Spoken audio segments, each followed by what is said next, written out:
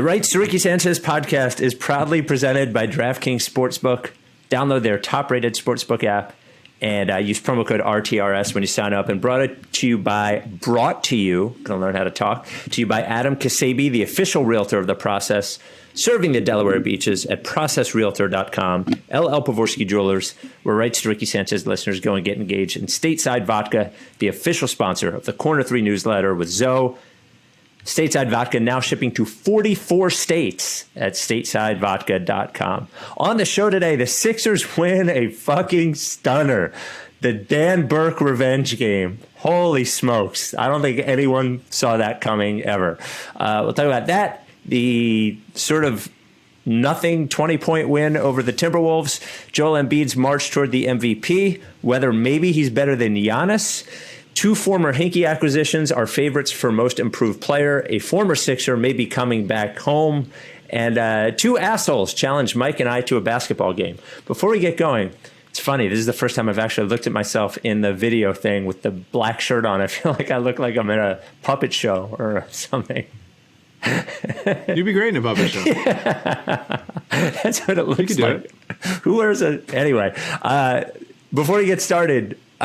speaking of which, sign up for our YouTube. We're at 3,300 subscribers. Half the people that are watching this video aren't subscribed. Smash that subscribe button. And tomorrow, thank you, Tanner. Tanner comes out of nowhere with the Toby stock t-shirt. Just, if you haven't seen it, the design's on our Instagram and our Twitter. It'll be out on Monday. Black t-shirt, stock chart, Toby stock. It's great. It'll be out. So thank you, Tanner, for always thinking of us. Without any further ado, Amos and the Chef. Laddie, sweetie, the man is here.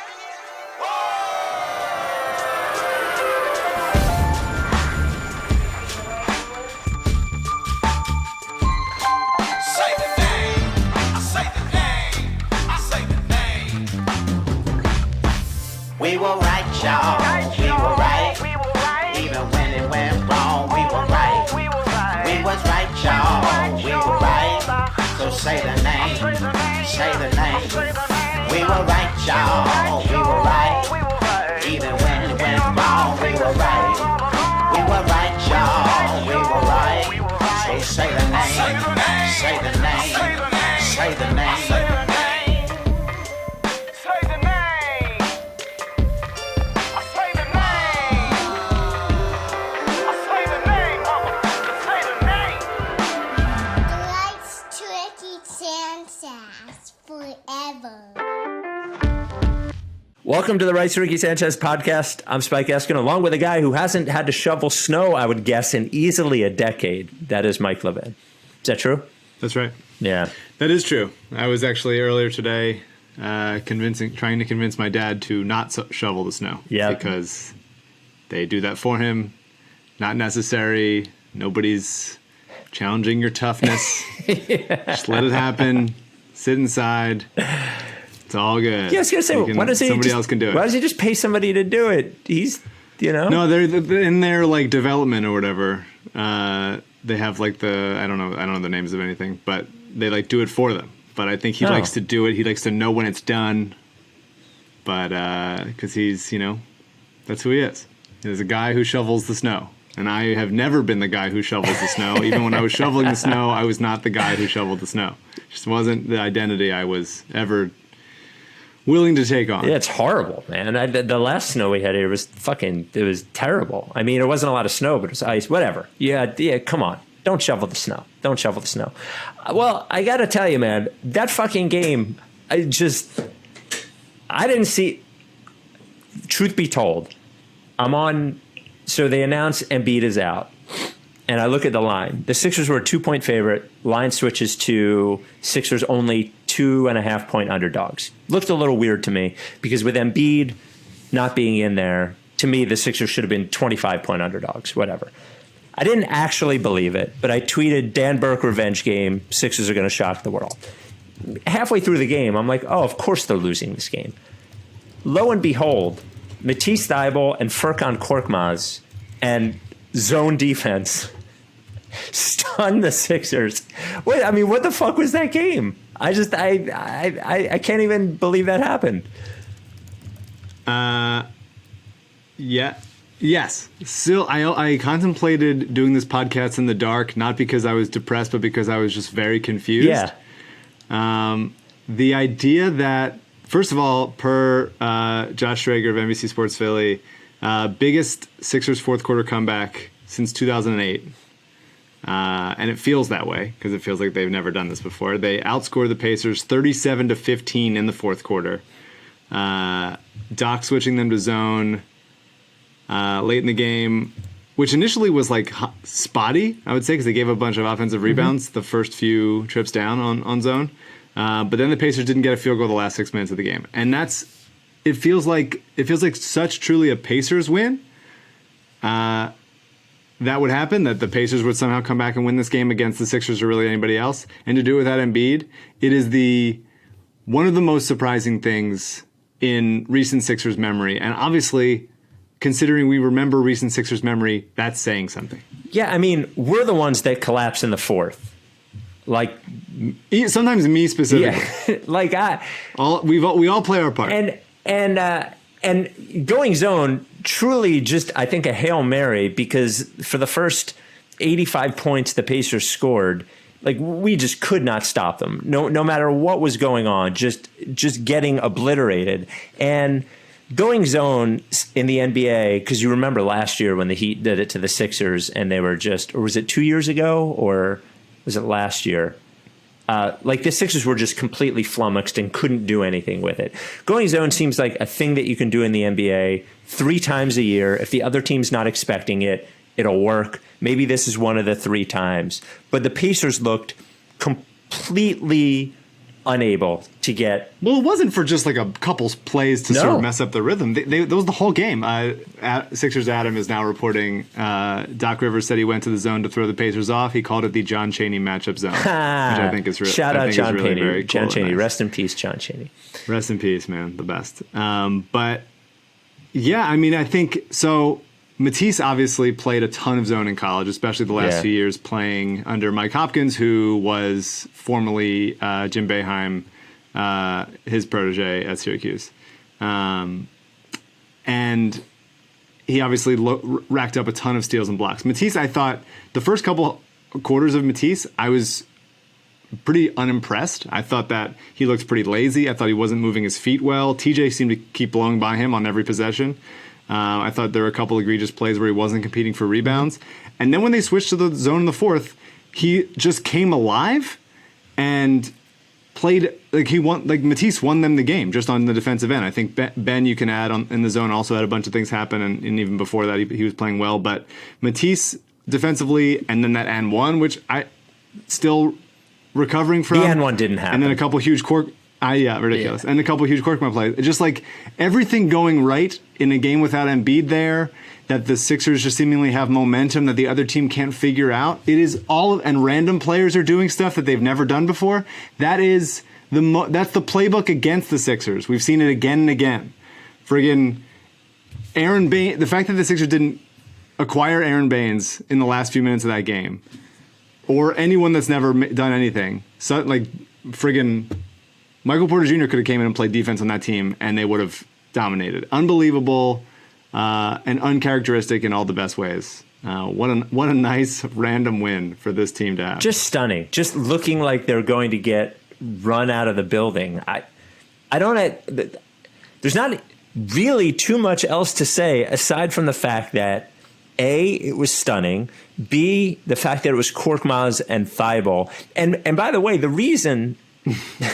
Wait, Doc said Matisse had 11 deflections on his own in the fourth quarter, which is just ridiculous. I wish they could, wow.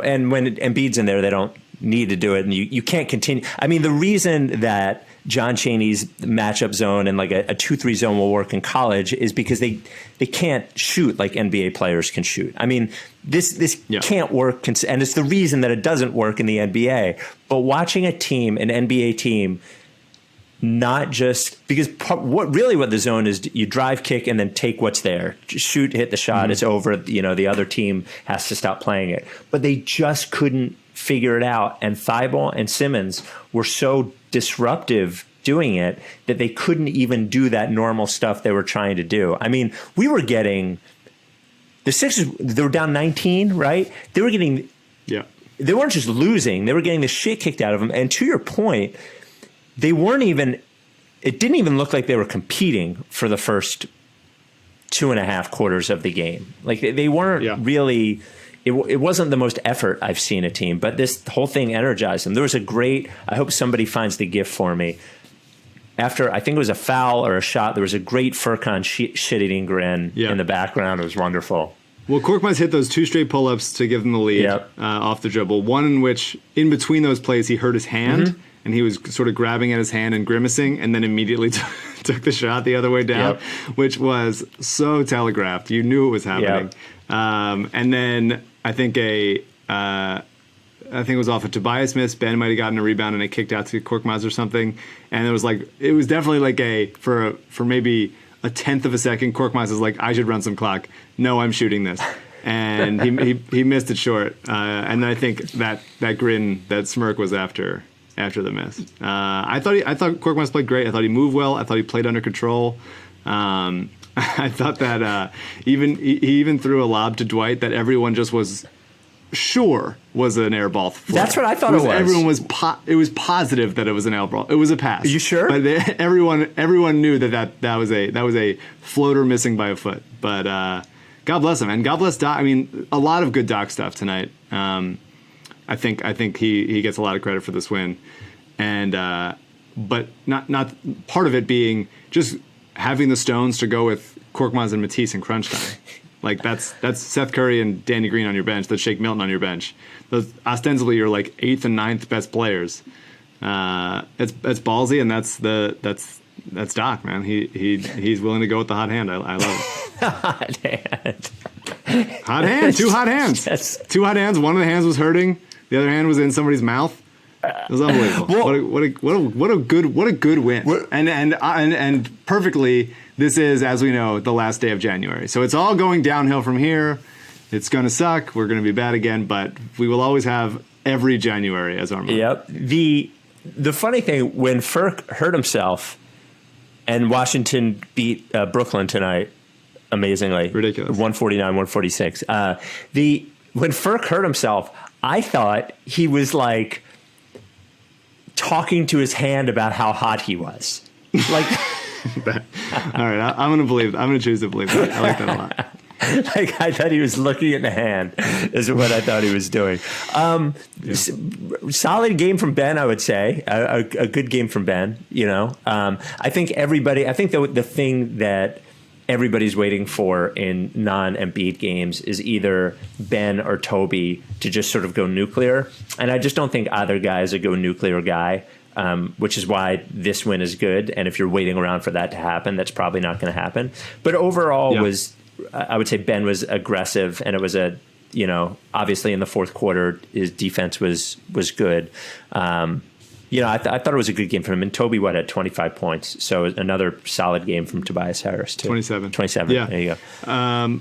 Ben played great. I think that as the game tightened up, he offensively took a big back seat. I think like a couple minutes into the third, he had most of the stats that he had already accrued. But I thought it was nice. I thought he was driving and finishing well. I thought there were a couple times, I think Miles Turner might have gotten him once, and Ben threw up kind of a loogie, and I think he adjusted and sort of like used his agility to get around to the other side and use the rim as protection. He got to the line a couple times, finished in traffic, getting into that middle distance. He looks way more confident in the middle distance than he had earlier this season. I thought that it was good. There was one I was early in the game. There was a play where Ben drove a little bit and sort of like dropped it off for Danny for a three, and Danny goes up for it, and I think Brogdon contested. Contested pretty hard, so that Danny couldn't take the shot. He had to pass the ball midair, and he found Ben underneath the basket.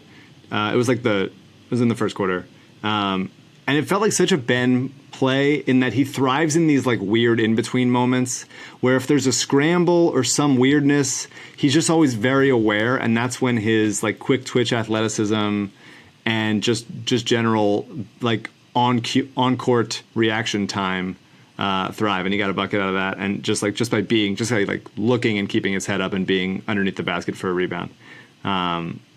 yeah, 4 steals and 2 blocks him and Thybulle both had. They tried him at some small ball 5. I thought there was a little bit more effectiveness than we saw in the past, but still a lot of just a total lack of rim protection. And at least from my eyes, I would love to see them try to do more like what the Rockets did last year, which is like switch everything. If you're going to have Ben out there, I think Ben dropping in a pick and roll is just not, it's not utilizing his skill set well. But I thought that it held up more often than it had in the past. And I wouldn't mind seeing it more if they tried a lineup of like Ben, Tobias, Danny, Matisse, Shake, and have guys that can hang defensively and switch a little bit and not get killed inside on post ups. Because if think about all the times that other teams we post up against other teams when it's not Embiid. Like, you're fine with it. Like, a couple times they kept dubbing the post a couple times, and it was even Sabonis, who's a great player.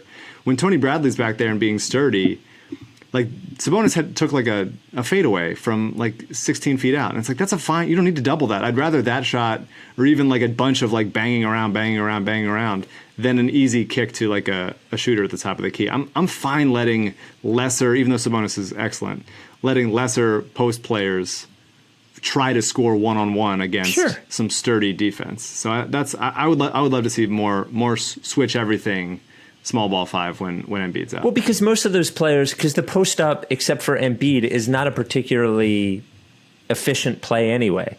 And most of the guys that are going to try to do that aren't Embiid at it. So you're gonna take that, right? Like, you're gonna take that.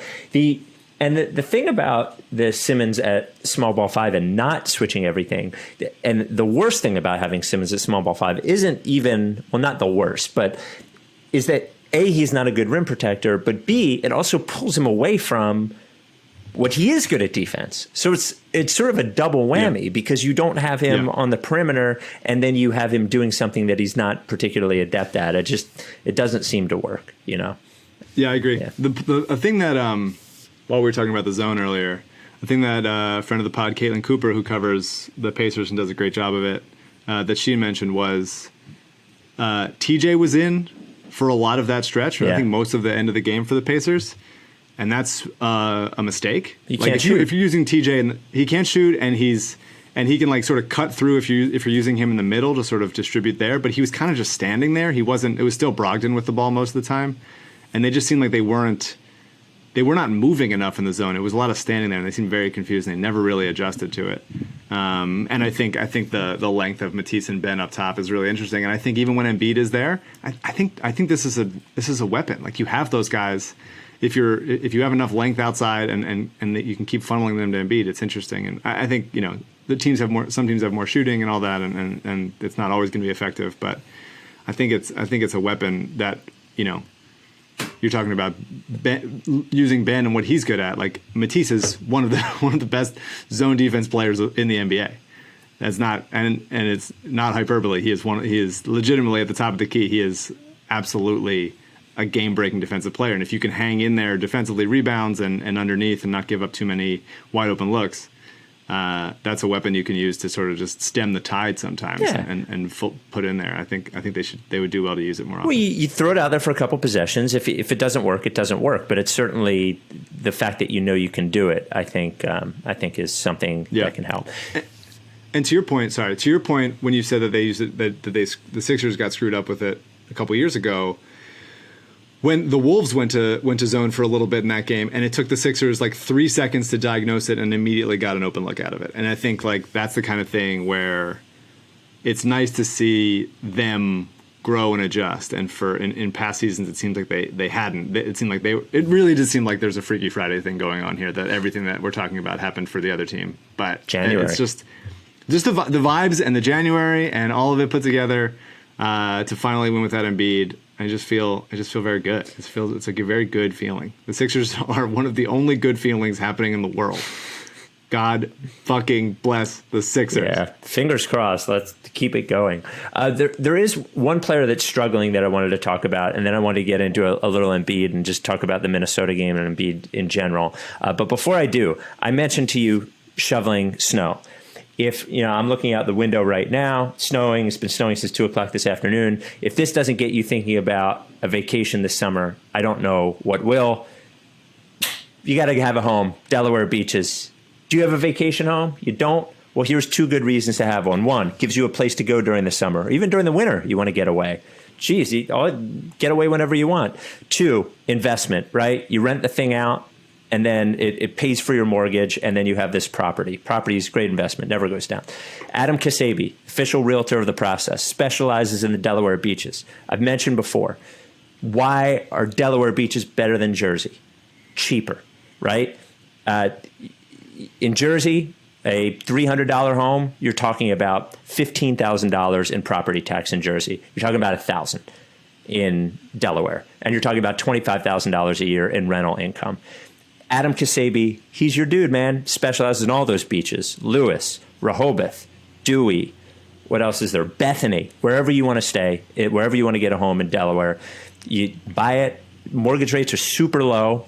It's like free money, basically. It's not free money, but it kind of is. Interest rates are not always going to be this low. Delaware is not always going to be this affordable. Both are going to go up. Go to Kasabi. And here's the other thing. If you don't want to buy a house in Delaware, that's fine. He can help you out in Jersey or PA. Can't sell you the house, but he can be your person to get you to the right person. Or if you want to refinance like I did, I went to Adam. Adam sent me to Paul and Jillian, who helped me refinance like 2.6%, 2.5%. I forget what I refinanced at. Adam Kasabi, the process realtor, Ksebe, 302-864-8643. You can text him or call him at that number, 302-864-8643, or email adam@processrealtor.com. Okay, before we get to Embiid, Shake Milton played 18 minutes tonight, had 9 points, was 0 of 1 from 3. So last 6 games, he's averaging 9 points a game. He is now 1 of 11 from 3.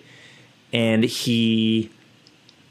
I would say he looks sort of frustrated when he's out there. Now, he always looks sort of urgent, and he's always calling for the ball. And I'm sure he's pressing a little bit because he's getting less minutes now that everyone's back. Do you see anything? And he looks, to my eyes, he looks just sort of a little unsettled and out of place when I'm watching. He just looked like he knew what he was doing all the time, and I just feel like I'm not seeing it as much now. What are you seeing? Yeah, I mean, the shot seems to have just left him right now, and I think that is causing him to force it a little bit. He's still playing at his speed, so even then he's not just sort of like running in and flailing, but I think he's making more of a point to attack the rim. What I would love to see is him to finish stronger at the rim more. I think he loves his length and he loves his sort of just kind of awkward off either foot finishing ability and ability to finish off the glass. But I would love a couple like, I'm not going to risk this, I'm dunking this ball type thing. But I'm not worried about Shake. I think he's fine. I think he is, especially without Embiid, he seemed to like take it upon himself to like be aggressive early and go at the rim early. And it seems like when the Sixers are down one ball handler, whether that's Ben or Seth or before Maxey joined the rotation or Tobias, I think that Shake sort of takes it upon himself to be that guy. And I think that is maybe coming a little bit at the expense of kind of just spacing the floor and taking what the defense gives him type of thing. I think he has really worked on his pick and roll game. I think he's really worked on his finishing and ball handling. And part of what we need is his ability to stretch the floor. And that's why it was huge that Korkmaz hit some shots tonight, because Shake hasn't been from the outside. But he's still great in that middle distance. He's putting on weight really helped him be able to finish in that little 3 to 10 foot range. I'm not worried about Shake. He definitely does look a little bit less automatic than he has in the past. But I'm not worried about him long term. And then, if you didn't have anything else on this game, I wanted to talk about Embiid in the Wolves game and just sort of Embiid in general. Did you have anything else on this game aside from that? I had a couple other thoughts. Okay. Seth has also been bad since he got back.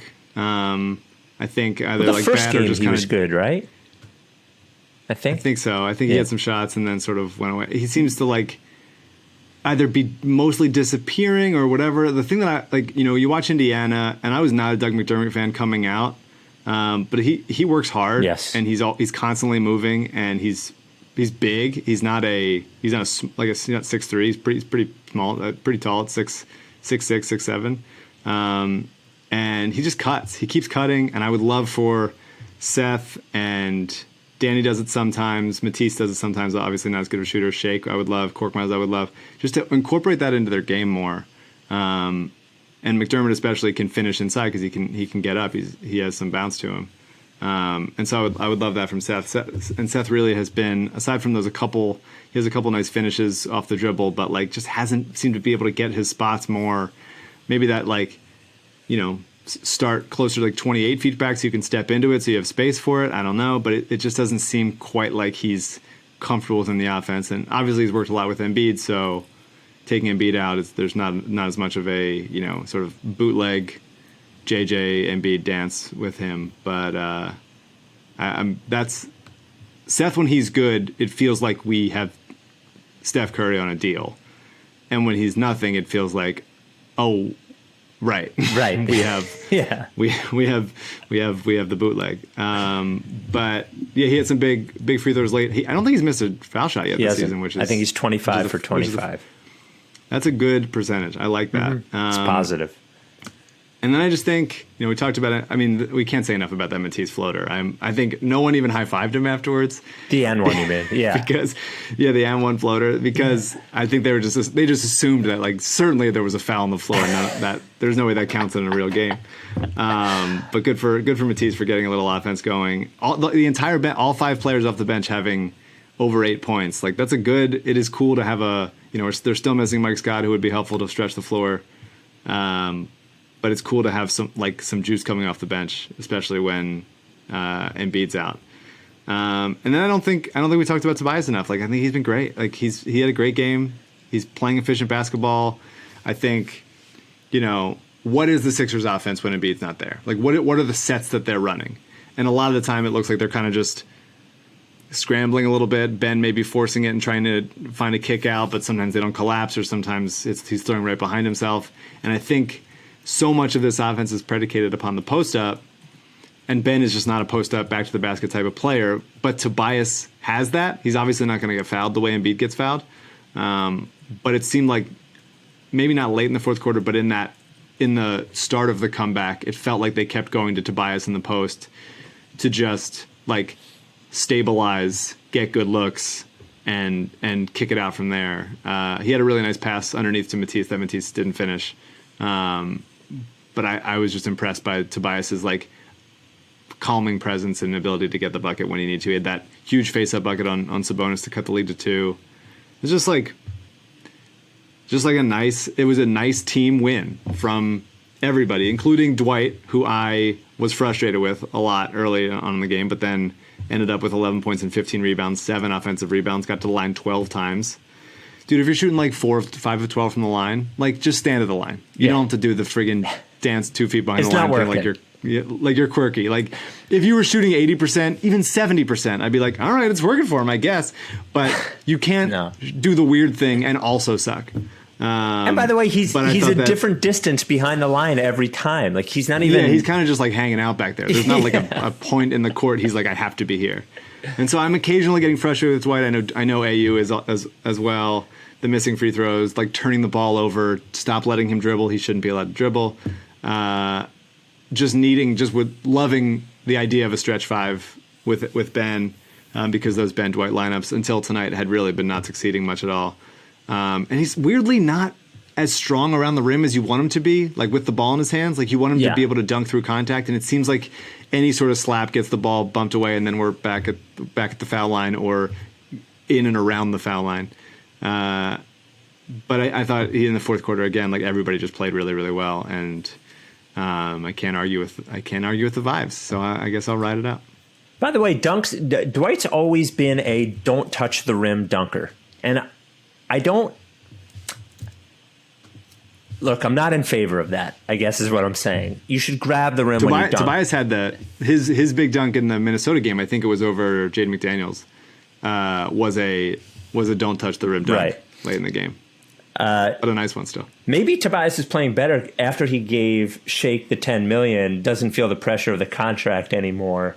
Well, I think also he was carrying that $10 million around in his pocket, and so that's a lot of money. It's weight, and so he has more bounce because of it. I basically think every I feel Tobias like shot is strong. going in now, honestly. I do too. Yeah. I do too. It's wild. Shocking. Yeah. All right, let's go through it. Who do you think, when Korkmaz shoots, do you think it's going in? Yes, I do. Me too. Shake still yes. Danny, I never think is going in. At no point do I assume a Danny shot is going in. I'm a Danny Green guy. Simmons, I never think it's going in. Nope. Embiid, I always think it's going in. Yep. Maxey kind of goes back and forth. I guess it depends on the game. And obviously Matisse, I never think it's going in. Maxey, if it's inside the 3-point line, I generally think it's going in. The floaters, I do. Yeah. The floaters, I do. I think automatically every time. And he had a nice one going the opposite way that he kissed off the glass a little bit. Just a really, it's a really fun team. And I think I really want to get Isaiah Joe more minutes because he's going to be a player in this team in the future and on a good contract. So I would love that very much. Before we get to Embiid, I'll remind you, the Corner 3 newsletter with Zoe comes out on Thursday. Comes out every Thursday, brought to you by Stateside Vodka. Sign up for the newsletter at writesrickysanchez.com/newsletter. The good news about Stateside Vodka, not only is it delicious and made here in Philly, not only is it distilled 7 times, kosher, carb-free, gluten-free, you can get it now in 44 states. Not just PA, not just Jersey, not just Delaware, 44 states. Go to statesidevodka.com, or if you're in this area, we got a tweet. I think it was somewhere in Western PA, found it at a state store out there in Western PA. Didn't think you'd find it. Local wine and spirit stores here in PA, liquor stores in Jersey, but statesidevodka.com. Must be 21 to enjoy. Okay, so Unterberger with a good point that off of a Doc Rivers quote that him and Dan Burke had talked this morning. Former Pacers assistant Dan Burke, yep, former enemy of the podcast Dan Burke, yep, talked this morning about potentially going to zone if they got in trouble because Doc used it with the Clippers last year against the Pacers, and Burke remembered that it gave the Pacers trouble. Dan Burke revenge game. That's right. AU has called it the defection game, which is I think a good point there.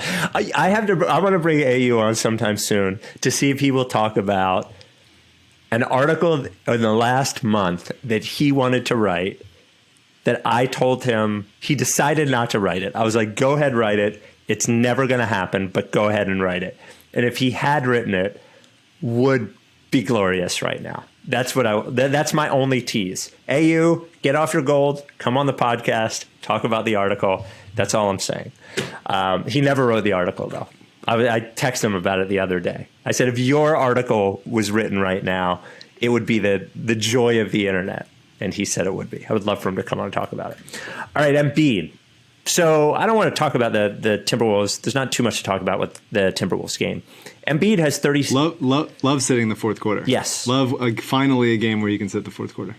So he's 37 points in 27 minutes. Plays after that back thing. I forget where I read it. Might have been, I don't know if it was Kyle or Derek, wrote something about I didn't see Embiid's quotes. I saw it in the story. What Embiid said he had to do, like the treatment he was getting 24/7 just to get the back ready to play. I don't think it was a decision to play against Minnesota and not Indiana. I just think that's where his back was. But so, doesn't shoot the ball well in the first half, but still has 20 points, I think, in the first half, whatever it was, basically on free throws, but comes out in the third quarter and just bang, bang, bang, bang. I think 5 straight shots he hits. And I don't think I've ever seen, or I haven't in a long time, see a post player get hot. And it's happened a number of times with Embiid this year, where all of a sudden that mid-range is going down and he's generally unguardable, but he becomes even more unguardable. Can you think of another post guy who that's happened to? I can't think of a big man who gets hot like that. I mean, for really, like, the NBA had been going away from the post for just so long, and between Embiid and Jokic, it's just like it's a fun and weird sort of renovation. I think Jokic is one that does it. I think Sabonis also gets hot in the post because he's just so physical and able to finish through contact so well. It's hard to think of like a dominant post player like that without thinking about Shaq, obviously. But for a while, I mean, like maybe Dirk, but even then it wasn't like he was banging around in there. Although Embiid's touch from the mid range has improved so much. It's Dirkish. It's gotta go. It's gotta go down. It's gotta go down. Eventually, he's going to miss shots, but he's on fire. It's been long enough into the season where this is who he is, and even though there's going to be cold streaks, like this is who he is right now, and they need to capitalize on this prime. And I don't know what acquisitions that requires. If I'm Daryl Morey, I'm hesitant to make any like massive trades because just things are going very well right now, and the team looks good and they're feeling good. And obviously we've discussed the vibes. The vibes are well known from sea to shining sea. But I think whatever weaknesses you can target and say like let's improve this specific area. Obviously the backup 4 position, big wings that can shoot and create a little. That's a very Nemanja Bjelica position I'm talking about. Former Sixer, forever Sixer, also enemy of the process. Huge enemy. All of it wrapped into one. You have to start thinking like this is, he said championship of us last time.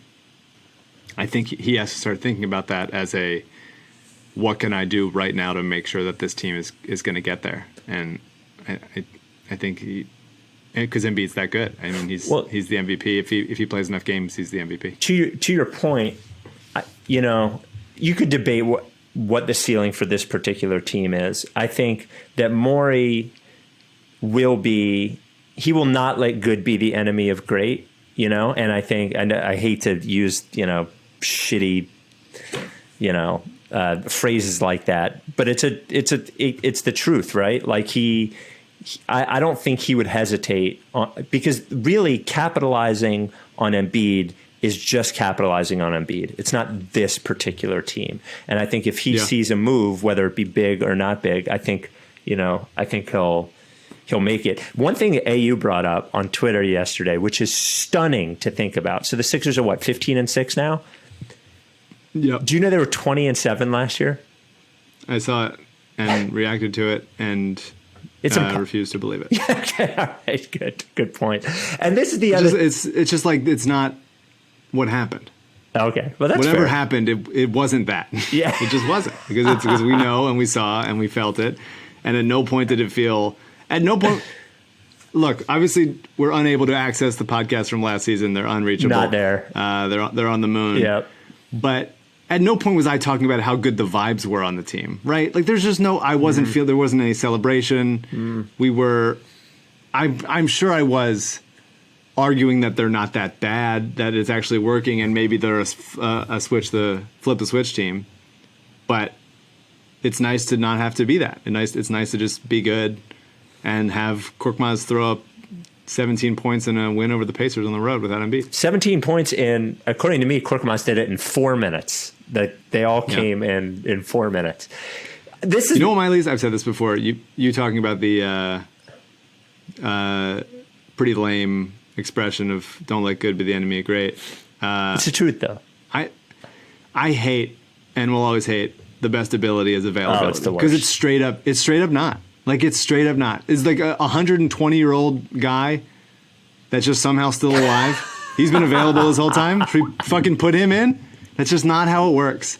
It's not like I would rather have Embiid for 70% of a season than name anybody. Cody Zeller for 82? Well, how about, honestly, I thought this yesterday. I think Embiid right now is better and more affecting on both sides of the ball. He's a better player than Giannis is. I do. How many times are we going to see what Giannis does sort of work?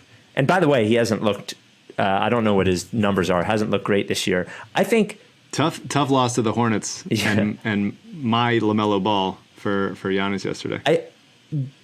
Joel Embiid is a better defensive player than Giannis, and he's a better offensive player than Giannis. And the only thing that Giannis has that Embiid doesn't is that Giannis plays every game.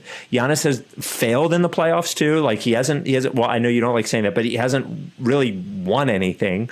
Both guys. Joel Embiid is better than Giannis right now. He is, and he might. Like injuries may take away part of his prime, and maybe he'll get hurt. But Joel Embiid is better than Giannis right now.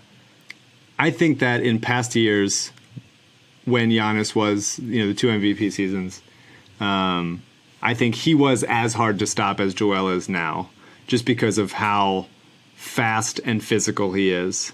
And Embiid didn't have that speed. He's not as fast as Giannis. He's not as agile. And he's frankly not as long. But and just like, the thing Giannis has is just a nose for dunking on people's face. And Embiid just doesn't do that as much. But right now, Embiid's absolutely the better shooter from everywhere all over the court. And he is both a better defensive player and responsible for way more on the defensive end than Giannis is, because usually they like Giannis as a rover type of thing. Embiid's an which anchor. I get. But Embiid is the anchor, and you use Giannis's length the way that like sometimes Matisse plays off ball and all that, but like he's not controlling the defense there. There's a lot of I think that they struggle in the playoffs because of them playing Giannis and Brook Lopez and a bunch of shooters that are not as dynamic. And if you do eventually go to Giannis at the 5 and make him be that anchor, then you could potentially be more dynamic on the offensive end, and that's what Embiid gives you, is that he is the anchor and also the offense. I mean, he's just right now Embiid is better. I'm not willing to say, Giannis has been excellent for a long time, and this is what 20 games of excellent Joel Embiid, and I'm very very pleased about it. But yeah, right now Embiid should be the MVP, and the Sixers are the best team in the East, and so I'm willing to say that, but I'm scared about it because it's not January anymore after today. Giannis would be an awesome center. He would be an incredible center, but it would, I think it was Jason Kidd that was the first guy to actually put the ball in Giannis's hands and sort of make him point guard, for lack of a better word, but the offensive fulcrum. But I just don't think he is a monster, right? I mean, physically he's aggressive, he's a good rebounder, all those things. But like, I just think he'd be better if he was a center. Like, I think he would be more impactful defensively, and he would cause more matchup problems offensively too. Using him the way that they use him, I just don't think is the best use of his skills. But that's not my problem; it's his. So Embiid's better. I wanted to bring this up, especially because we saw TJ tonight and forever Sixer Aaron Holiday. The Aaron Holiday? Justin Holiday, right. Well, they're both on there, right? Aaron was never a Sixer, no. Oh, Justin was a Sixer, right. And TJ, obviously, there tonight. The two favorites for most improved player per DraftKings, Christian Wood at plus 150, Jeremy Grant at plus 175. Like just sort of these are the guys, and not counting the real draft picks, counting only scrap heap and second round picks. The guys still kicking around would be a nice, like Jeremy Grant, Christian Wood, Robert Covington, TJ McConnell, Jakar Sampson, Tim Frazier, Willie Hernan-Gomez, and Rashawn Holmes. Am I forgetting anybody? As far as what? Just sort of like hinky guys that were either scrap heap or second round and still kicking in the NBA. Some of them, obviously, Grant and Wood doing great things in the NBA. Am I forgetting anybody else? Well, Jakar's still on the Pacers. He didn't play tonight. Yeah, I said Jakar. Still there. I said Jakar. Yeah, I mean, look, always have a special place in our heart. Yeah, and it's always fun to hear them talk about.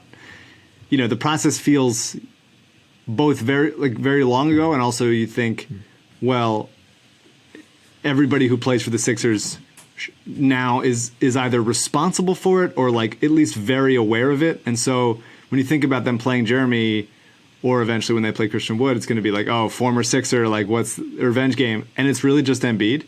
And I think Simmons played with Jeremy for a little bit, but things have rotated out fairly fast, aside from Joe. And because they traded Jeremy for Ilyasova, right? So he played with him for a little bit. Yeah, and but yeah, this is the we're not doing the process argument again. We're not doing it. Although I did see that Legs retweeted some Pacers writer, I didn't know he was, talk about like sort of talking smack about the Sixers, about like something like tank for 5 years and still get mauled by the Pacers without 2 starters or something like that. And I was like, first of all, it's early in the fourth. We don't have Embiid.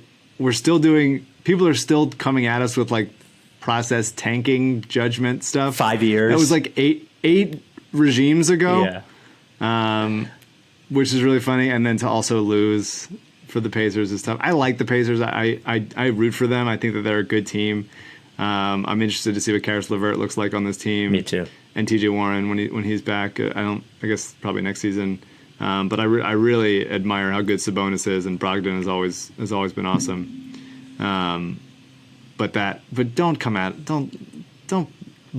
sort of dust off a process argument like it's friggin' 2013. What are we doing? You're still using Facebook? What are we doing? 5 years of tanking. Move on. Come on. It's insane. Yeah. And also 5 years of tanking, which obviously isn't true. No. Which obviously is not true. And then you look around at all the Sixers, all the process Sixers that are still very, very good.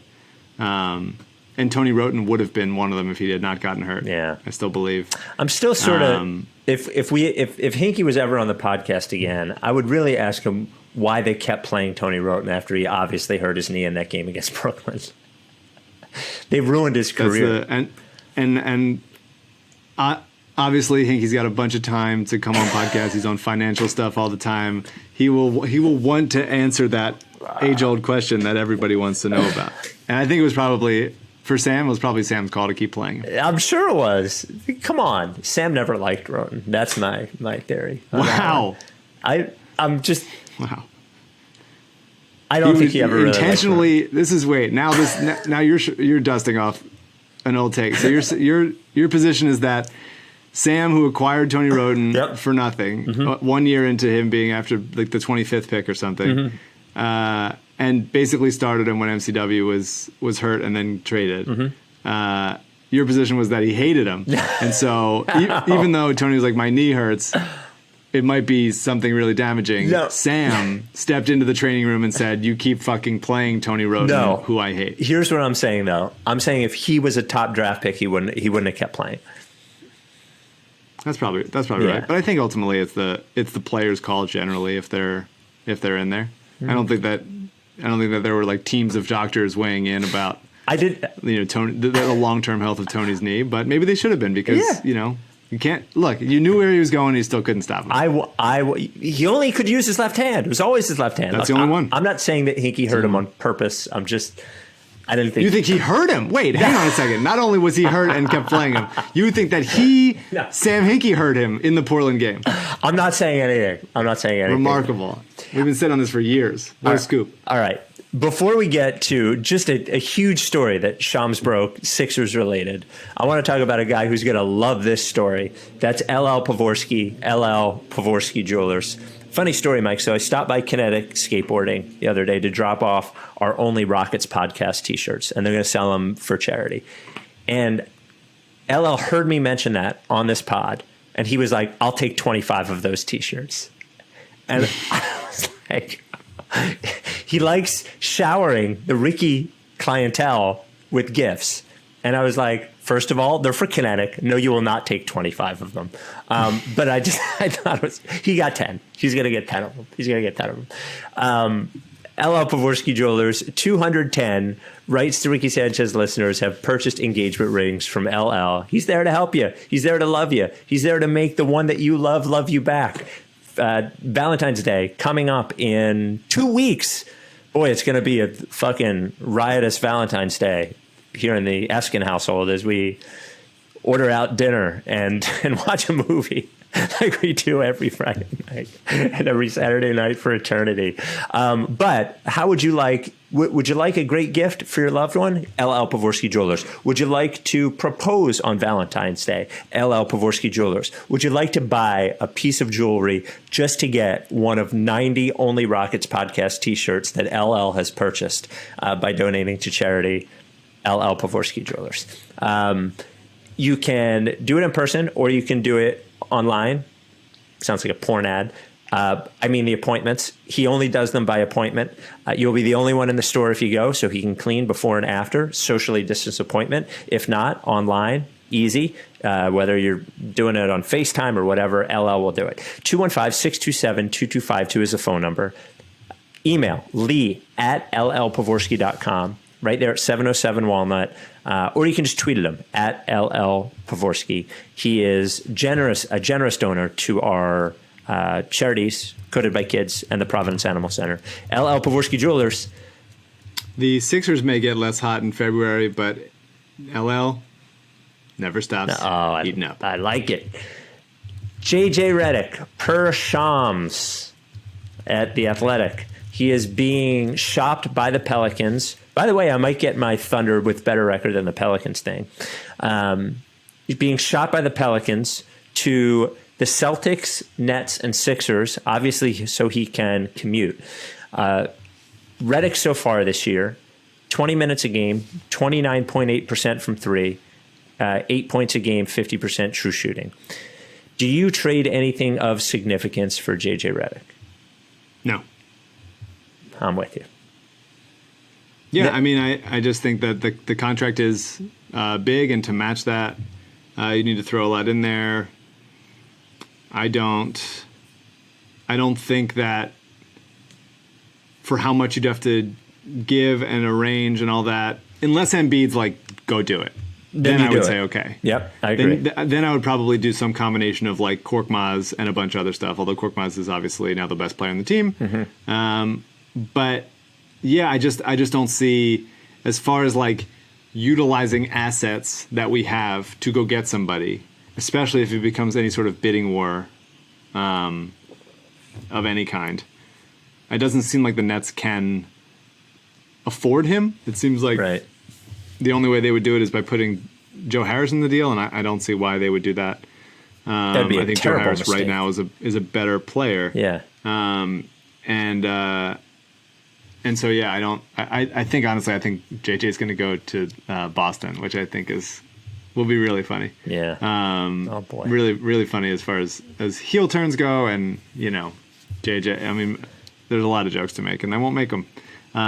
But yeah, I wouldn't. I think that the as far as team needs go, I would rather have a bigger body that can also distribute a little bit. So he may just be having a bad stretch, but I think he is. I don't think he's washed. Well, but I don't think so. But here's the thing: like at 37 or whatever he is, and a guy who he does.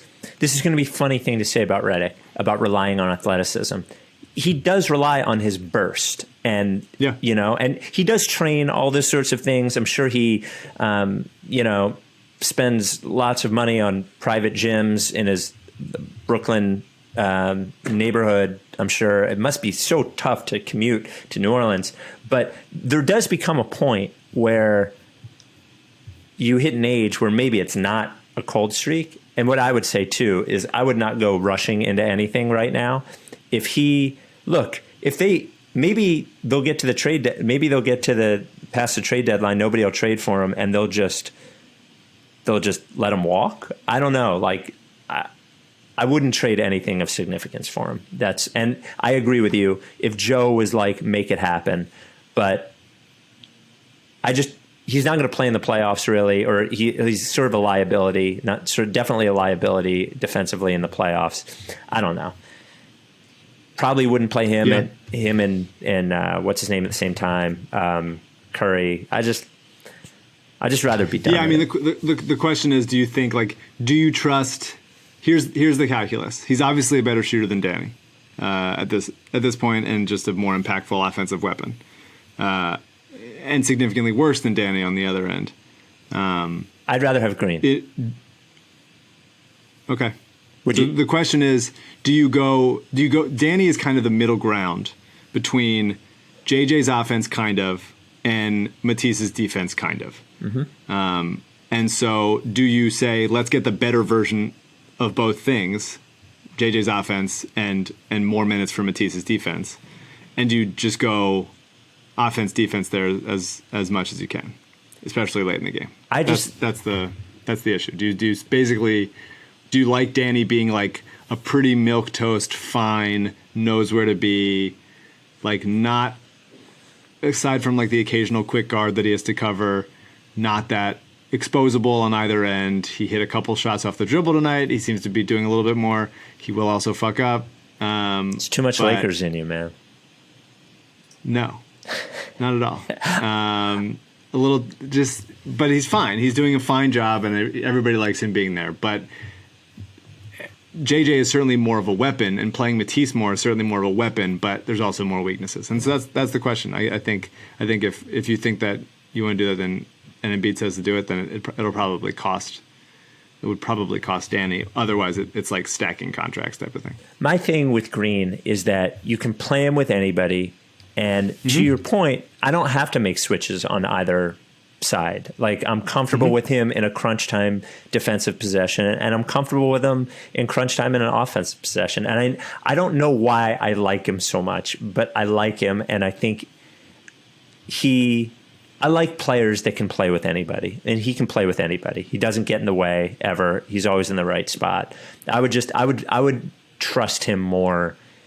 I don't think Redick is the difference between a championship and not a championship.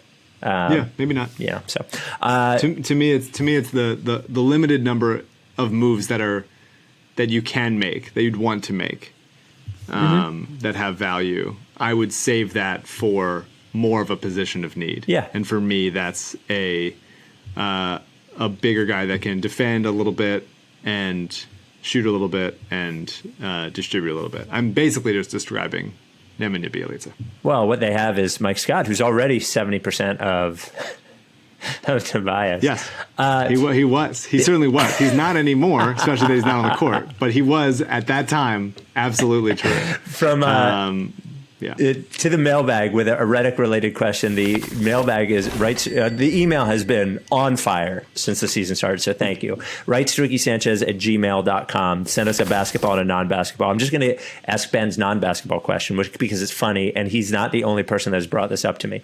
Sometimes I tune into WIP from out here in OKC using the radio.com app. I'm not sure if the ads here I get are the same as what play locally, but I can't help but noticing that a certain streak-shooting two guards ostensibly highbrow basketball interviews with CEOs and shit podcast has an ad playing almost every break. Spike is the head guy over there. How is this allowed to carry on? I hope his podcast is paying radio.com and thus WIP handsomely to play ads for the frat boy Slims discussions with people more interesting than him. So there is a commercial for a Old Man in the Three, which is JJ Redick's podcast with Bob Iger, that is running on the radio.com app a lot now. The reason people will find this very funny. The reason it is running so much is because the company that owns JJ Redick's podcast is a company called Cadence 13, which is owned by the company that I work for, Entercom. WIP is owned by. So on some level, JJ Redick and I are coworkers. So there you go. So that's why you're hearing it so much. I can't nix it, and I also didn't give my permission. So there you go. Have you guys talked, cleared the air? No, I don't see him at the office. You don't see him? No. This is an email from John. I sent you this. I rarely will forward you an email from the mailbag until we get to it, but I felt like I needed your take on this. From John, hi Spike and Mike. In a recent chat on a site where you have to pay to read articles, Rich Hoffman was asked who would win a 2-on-2 game. You two, meaning me and Mike, versus Godner and Rich. His answer was that they would win. Do you care to respond? Charity game at the next in-person event post-pandemic. Would you like to give your thoughts on... Now, I don't think you've ever seen any of us play basketball. No. I haven't. Dave Reuter said that Hoffman played in high school, so we need to get some confirmation there. Okay. He doesn't, and this is insulting, so and a little bit more material. He doesn't look like a guy that moves fast. I love Rich. I don't see speed in him. I could see him as a shot maker. I could see him as a crafty dribbler. But I'm not seeing much lateral quickness there. And this is merely my Rich Hoffman analysis that Rich Hoffman would do of himself. So I don't know. I haven't played basketball in now 10 months, 11 months, which is rough. So I don't know what I've been playing in my living room some, and still working on my footwork to stay ready for just this exact moment. But I don't know. I would imagine I would cover Rich and you would cover Derek. Yeah. And Derek has more thickness than you, but you guys are about the same size, right? Yeah. So it's been so long since I've seen anybody. Derek is certainly bigger physically than me. I don't know if maybe he's an inch or two taller. I'm like 5'10 and a half, 5'11", something like that. Look, I haven't played basketball because of my back. I haven't done anything but shoot free throws in like 10 years because I'm so worried that. Oh, that's a long time. What's that? That's worrying. I need to hear what Derek's scouting report of himself to know what he's up to, but you not playing in 10 years is worrying. But here's the thing. I am in good physical condition. I run 4 or 5 miles every day. I do core exercises every day. Here's what I'm saying. I might have to bench you for Sixers, Adam. No, look. Well, first of all, I'd much rather 3-on-3, but we have more Sixers writers than the Athletic does at this point. So I don't know if they have another guy. Get Zach Berman or something. I don't know. But there you go. Zach Berman, good trade partner in Execs Fantasy League. Oh, right. Shout out. He never responded to any of my emails when I was in that league. So that's probably a good call. Probably a good call. Here's what I would say. I have not played because I'm fearful that I am one hit away with my back from I have a terrible back from never being not being able to stand. I would risk it to fucking beat them. There is no fucking way they are beating us in basketball. Wow. There's no way. All right. Well, the challenge has been laid down in 16 years when we're allowed to do stuff again. Yeah. I will brave the trek out there and we will do a charity game. Who's the ref? We could do it. Well, maybe we'll get Kamaje to do it. We'll do it at the No, he's compromised. Absolutely compromised. We can figure it out. We can figure out a reffing situation. I feel like Dave Reuter, I think, would be a good ref. I feel like Roy Burton would be a good ref. Somebody fair. Yeah. All right. 2 more emails. I thought were both good. This comes from Frank John. He specifically wrote his name as Frank John. So that's his name. First non-basketball question. I just knew you were going to hate this question. Why aren't either of you available on Cameo? If you were, how much would you charge? I would assume Spike would cost more because he is verified on Twitter. Either way, I'm sure there are enough RTRS weirdos to make it worth the effort to set up, and you could donate the proceeds to charities if you want to. Very funny, and I think now that's why you are preventing me single-handedly from getting verified on Twitter, so that you can charge more for if you ever do Cameo. I'm surprised that you're not on Cameo. I've never considered being on it. I can't imagine anyone wanting me to say anything that I don't already say on the podcast for free. Yeah, I think people would do it for charity. I feel also ridiculous being on it. Though I know people have asked us to do wedding intros. People would ask us to do things, but I don't know. I promote the shit out of my stuff, right? But pay me $10 to have me say something is just I don't know. It's a line past what I think I would do. Maybe, I don't know. How much? $20? $15? I don't know. It might be a good charity thing. What if we did it for a month for one of our charities? Maybe. What NBA players are on there? Oh, there's a lot. Well, we got. Who did I ask to say? So I got Jahlil Okafor to say it, the Ricky thing. Sure. You've done that before. Yeah. I got Dan Daggett for $40. Great. There you go. Who Bruce else? Bowen for $50. That's a pretty good deal. Kendrick Perkins for $136. Eat my ass, Kendrick Perkins. $136. say the same nonsense he's saying on TV for free. Who else? Eric Devendorf for $23. All right, I will charge $23. I will charge the Eric Devendorf price. Although J.E. Skeets charges $25. Oh. More expensive than Eric Devendorf is J.E. Skeets. Mateen Cleaves for $50. All right. Okay. Jamario Moon for $30. He can play. Kareem Abdul-Jabbar, $500. Kendall Marshall for $50. That's generous. That's very generous. Yeah. People are not giving Kendall Marshall money. People are not playing Kendall Marshall to play in the NBA. Why are they asking him to say stuff? Vince Carter, $300. That sounds about right. Boeheim's on there. Luke May for $60. Come on now. Rick Mahorn for $44. All right. I'm settling in at the Devendorf price, $23 if I ever do it. That's a good price. And then I thought you would enjoy this. Second, a basketball related comment. This is really for Mike, since he was probably too young at the time and would get a kick out of it. And in honor of the passing of John Chaney, here's a college stat line for you. 5.6 points per game, 5.5 rebounds per game, and 8 assists per game, with the shooting splits of 32, 31, 79. This player was Conference Player of the Year and played for Coach Chaney. Who was it? Come on, Pepe Sanchez. Yes. Let's 6 go. points a game, shot 32%. Love Pepe. I did love Pepe, but I loved Lynn Greer so much more. Oh, really? I loved Lynn Greer. I saw Lynn Greer at a Sixers game. He must have been, I was probably 11, 12, something like that. And so he would have been out of college for a couple years. And he was just sitting at the game, sitting courtside behind the basket. And I went up. I was so nervous to go talk to Lynn Greer, who didn't play a minute in the NBA, I don't think. And he signed, I don't know, my ticket or like a hat or something like that. And I was so scared to talk to him. But I love Lynn Greer, the best.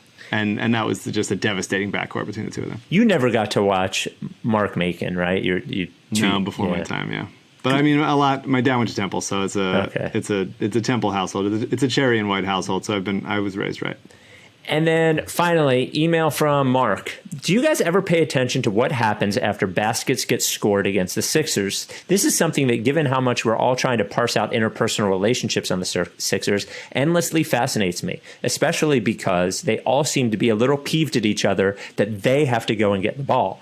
For example, against the Pistons, there was a moment immediately after a Detroit basket when Simmons had the ball on the ground in front of him, and instead of picking it up and tossing it to Embiid, something he could have easily done, waited for Embiid to walk all the way over and pick it up for him. And Embiid did it for him. I have so many questions. Is the fact that Simmons is able to get other people to pick up the ball for him a sign that he's the alpha? Do the players look as peeved as they appear on that last one? Seem to be confusion about who's inbounding. Wouldn't it be easiest if Simmons inbounded, then immediately got the ball back? Do you think they talk in advance about who's the designated inbounder? Given Embiid's importance to the team and his injury history, why is he always having to inbound it? Am I the only person who cares to think about this? No, you're not. I think about it all the time. I am frustrated by it. Okay. I think there's some communication that goes on there about like who inbounds to who, whether that's a Simmons preference or a Doc preference, because it happens with Brett also. And it's always like, I always watch it and I always feel just pretty weird about it. And I feel weird when players don't like help like get the ball for everybody else. I want more like friendly camaraderie. What I love is that Tyrese Maxey always hands the ball to the other team, even when he scores. Almost especially when he scores, he'll like toss the ball to the other guys in like a nice way. And I think a lot of players are like, I'm not touching it, like make you work for it. And Tyrese's like, here you go. Just a nice guy. But yeah, I don't know. I don't know the answer. It makes me uncomfortable. I don't want Embiid to be running more to inbound the ball, but it's, it's ultimately whatever. But on the fringes, on the margins, I would like to, if the vibes weren't so good, it would concern me, I guess is what I'm saying. And then finally, his non-basketball question for Mike. It is a basketball question, a follow-up to the smelliest player in the NBA question. Would you rather guard in a game of pickup basketball the sweatiest guy in the world or the smelliest guy in the world? Conditions: the person is immediately at full stink / full sweat, but you have just started the game and therefore not stinking or sweating at all, making the stink or sweat that much worse when you're guarding them at close range. It's a great question. And for me, it's easily I'd rather guard the sweatiest guy. Yeah, I'm with you. Easily by a lot. Yeah. Because it's almost like getting in the pool. Like if you like once you're back wet. up, once you're wet, it's fine. Yeah. And so like I'd probably bear hug that guy right away, and be like, let's go. We're sweaty together. But if I tried to like hesitate, then it'd be bad. Because it would just keep kind of like splashing onto me. But the smelliest it's unavoidable, and it would be tough. That would affect how I play. If it was so smelly that I didn't want to do stuff, I'd be pulling up from like 30 feet, being like, I don't want to do it. I feel like I'd be mad at the smelly guy. I'd be mad at the smelly guy, yeah, for sure. And I've covered the sweaty guy, and it's ultimately fine. Sometimes you get like splashed with like a wet like shoulder, and it just like. It feels like a friggin' noodle just slapped you in the face, and that's tough. But it's better than smelly guy. All right, Sixers this week off until Wednesday when they play your Hornets, then our Blazers on Thursday night, and then the Nets on Saturday night. So Blazers and Nets, two tough ones right there. Well, I don't know. Are the Nets even good? I don't know. Both at home. They are the best. They're the best offensive team right now since acquiring Harden. The best offensive team in the league and the worst defensive team in the league. There you go. Which sounds about right. Mm-hmm. Norvell Pell. Did we talk about this? Norvell Pell's on the Nets. Have we talked about that? I think we did. Yeah, I haven't seen him play. I haven't. The only games I watched of the Nets since the Harden trade were the first two, and there was no Pell then, so I haven't seen them play since then. The Sixers are 15-6. They have a 7-14 win percentage, and they are 2.5 games up on the second team in the East. Feeling good, and a plus 4.2 point win differential, which feels good. And the Bucks have like the Bucks always beat the bad teams by like 45, and so like their plus 7.1 like doesn't really count as anything. But the Sixers, it feels good. And we'll see what awaits us in February. But it is nice to be rooting for a team that is good right now. Well, the good news tomorrow, January 32nd. As we're going to keep riding. It's still technically March, so it may as well still also be January. We'll talk to you later this week. Are you down with TTP? I won't fuck with you. Yeah, lick face. If you don't fuck with me, then I won't fuck with you. If you don't fuck with me, then I won't fuck with you. but if you fuck with me, I'm gonna fucking kill you! Time for plan B.